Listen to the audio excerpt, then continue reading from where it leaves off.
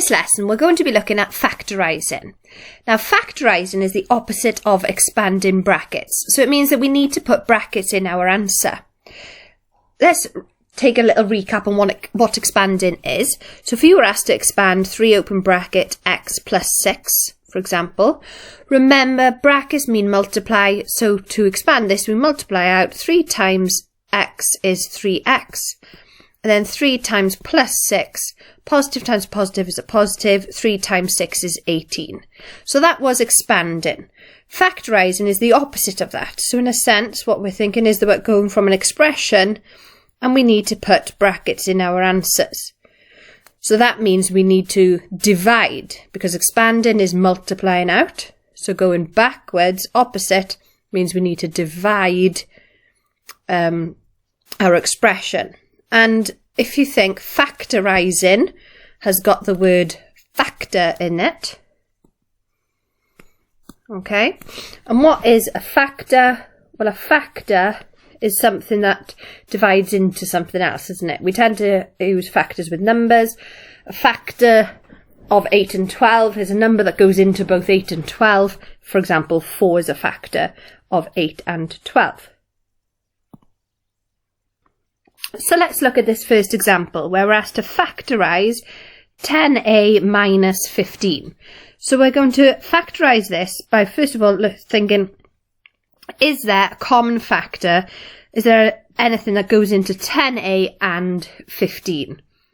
And hopefully be thinking, well, 5 goes into 10a and 15.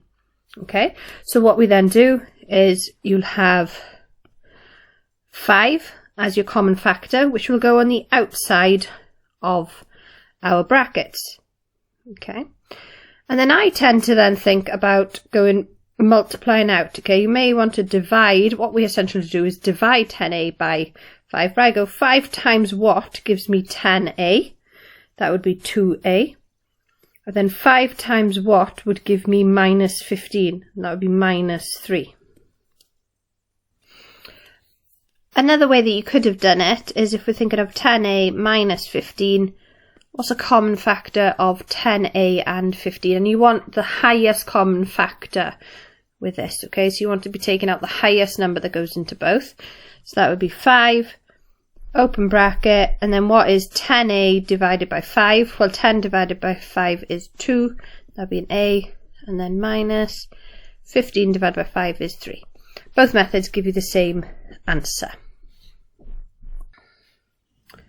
Okay, let's look at a few more examples. So here we're asked to factorize 6x minus 15. So what goes into 6x and 15? Well, I know that 3 goes into both of those. So 3 is my highest common factor, whereby I need brackets. Again, I can either think of 6x divided by 3 is 2x, or you could go 3 times what gives you 6x, 2x. Okay, minus, what's 15 divided by 3? That's going to be 5, or another way that you could think of it is 3 times what gives you 15, 5. Okay. Looking at part 2 of this question, what goes into y squared and 4y? A bit more difficult now because the other ones had a common factor which was a number. So think, what goes into y squared and 4y? Hopefully be thinking, well, y is a common factor of both of those. So y is going to go on the outside of the bracket. Y times what gives you y squared? Y plus y times what gives you 4y? 4. You can always check if these are correct because by expanding out. Here, if we expanded this, you'd have 3 times 2x, which is 6x. 3 times minus 5, which is minus 15. Or then here, y times y is y squared.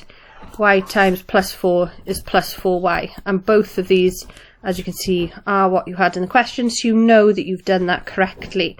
So that's something that you can do to make sure that you have answered these correctly in your GCSE, which is really, really handy. Okay, let's look at example 3. Okay, so what goes into 7ab and plus 11a? Now, I first of all look at the numbers. What goes into 7 and 11? Well, there's something special about 7 and 11, and that is that they are prime numbers. Okay, so that means that 7 is only divisible by itself and 1, so only 1 and 7 go into 7, and 11, only 11 and 1 go into 11. So you could take 1 out, but there's no need to take 1 out. It's not going to help you at all when factorising. So those two we can't take a common factor out of. Let's look at A, B and A. What goes into A, B and A? Well, A goes into both of those.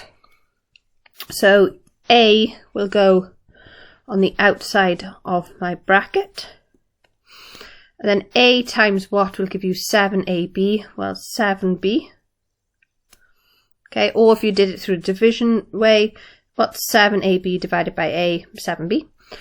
Plus then A times what gives you 11A? Well, multiply it by 11. Or you could go, what's 11A divided by A? 11. Alright, and again, you can do the check by expanding out. Question 4, factorise x cubed minus 5x. What goes into x cubed and 5x? Well, x goes into both of those.